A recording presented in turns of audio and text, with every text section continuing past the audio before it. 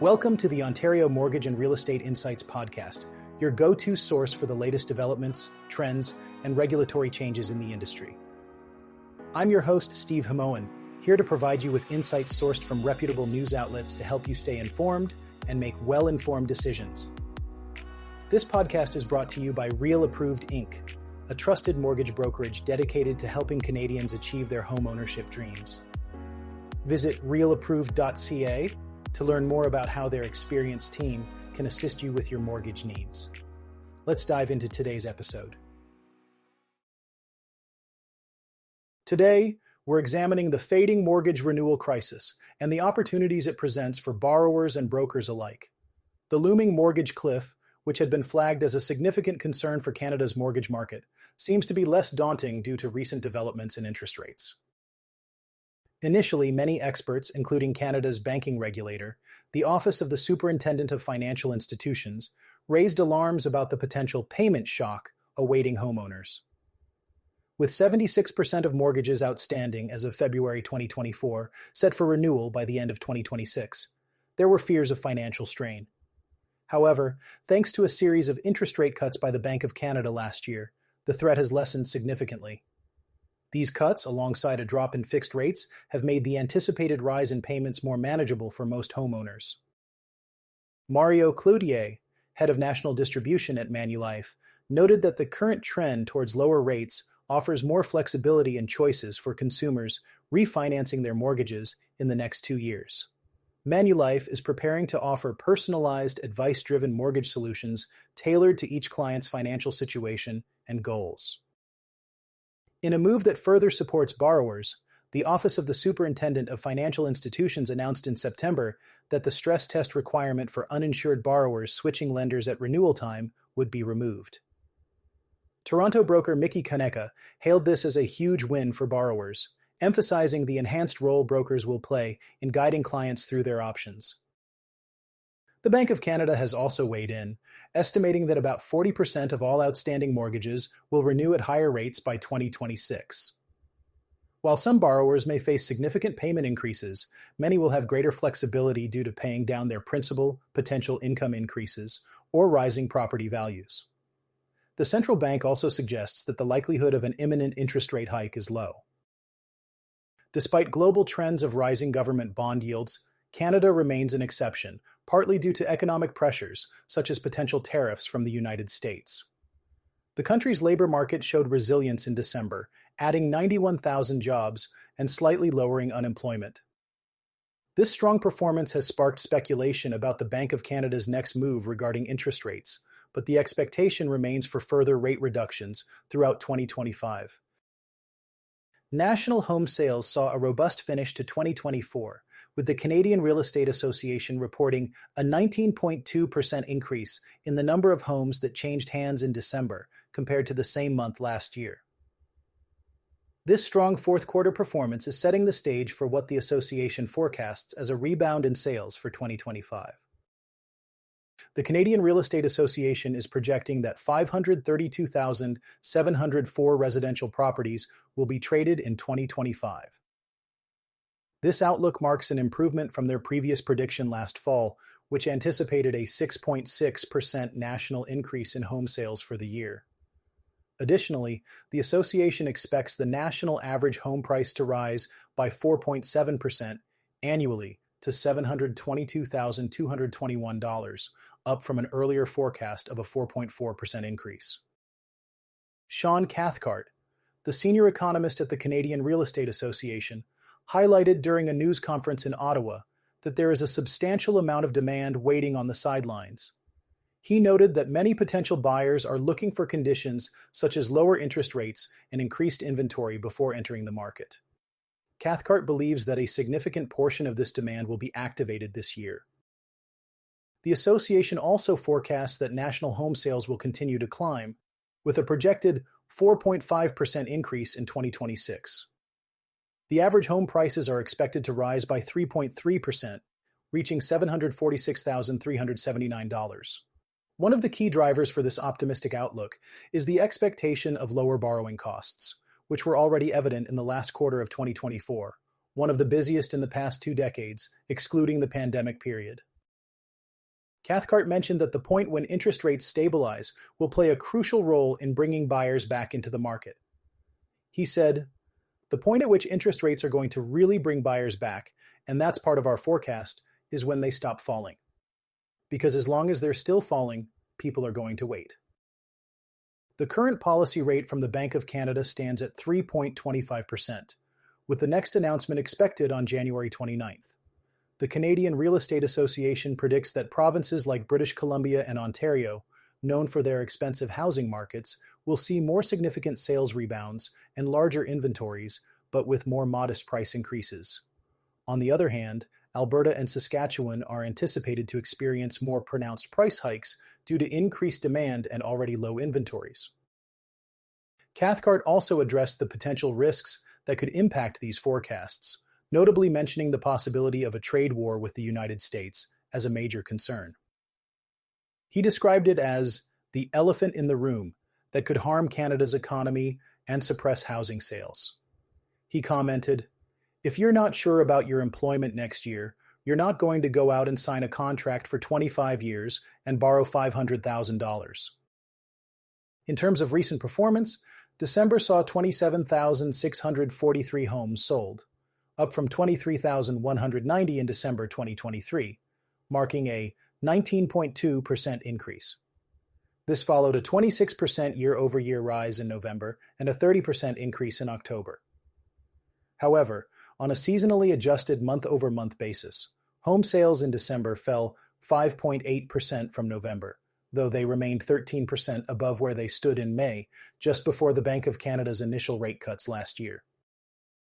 The national average sale price in December increased by 2.5% from the previous year, reaching $676,640. Tim Hill, a real estate agent with Max All Points Realty in Vancouver, noted that the year ended strongly, with resilience in the market and a growing number of people re-entering the housing market.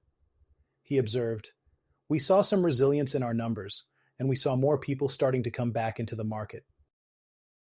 TD economist Rishi Sandhi described December as a subdued month for activity, acknowledging that December typically sees lower volumes.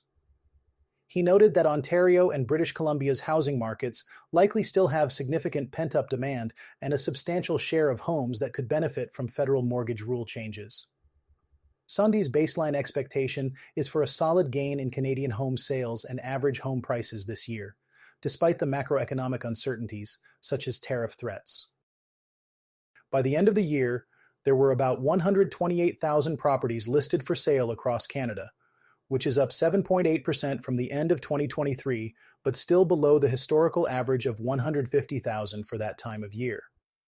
The number of newly listed properties decreased by 1.7% month over month.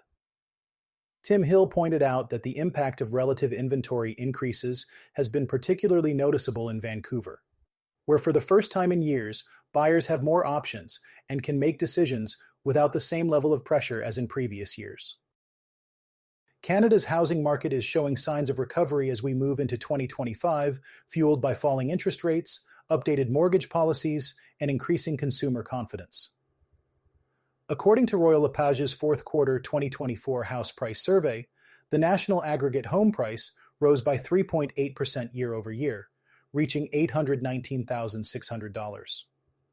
On a quarter-over-quarter basis, there was a modest increase of 0.5%, indicating a steady resurgence in market activity. Phil Soper, President and Chief Executive Officer of Royal LePage, pointed out several factors that are revitalizing Canada's real estate market.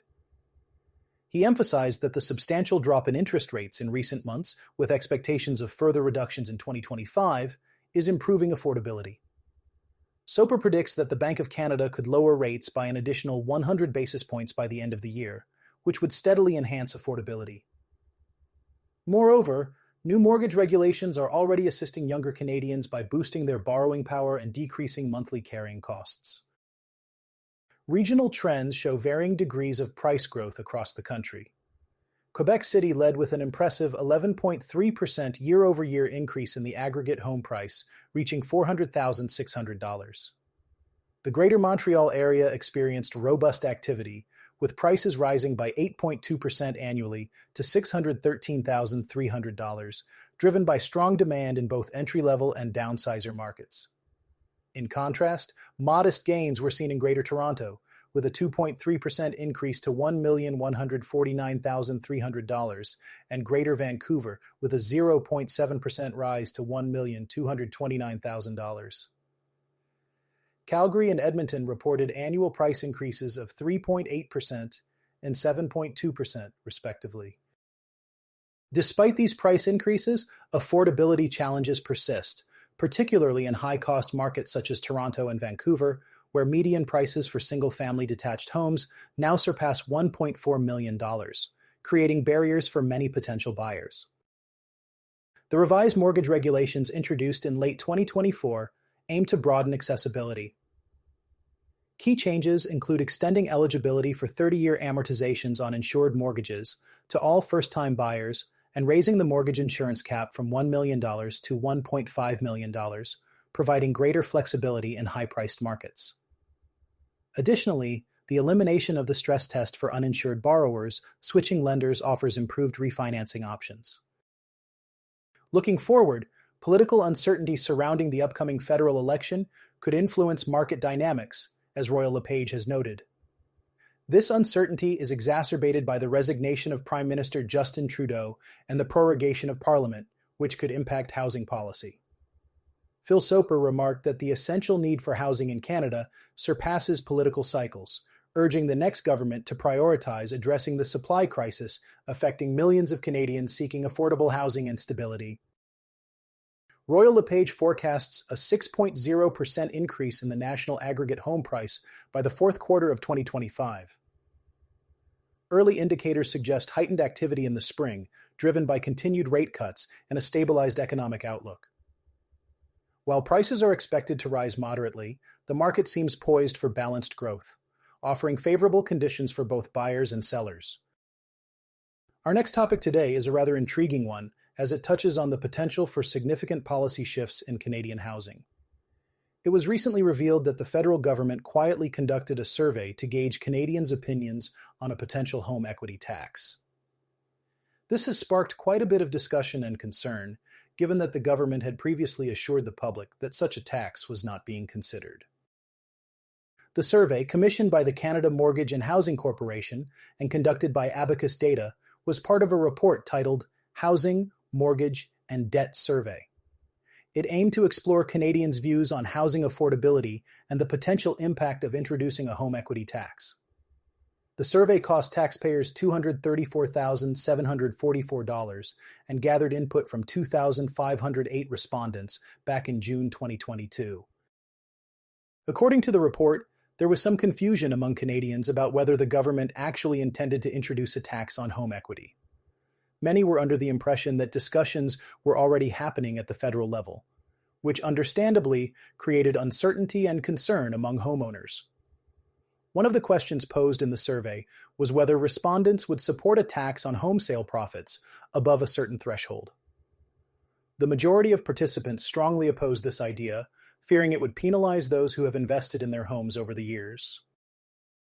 Prime Minister Justin Trudeau and Housing Minister Sean Fraser have consistently denied that there are plans to implement such a tax. However, the covert nature of the polling has led to skepticism.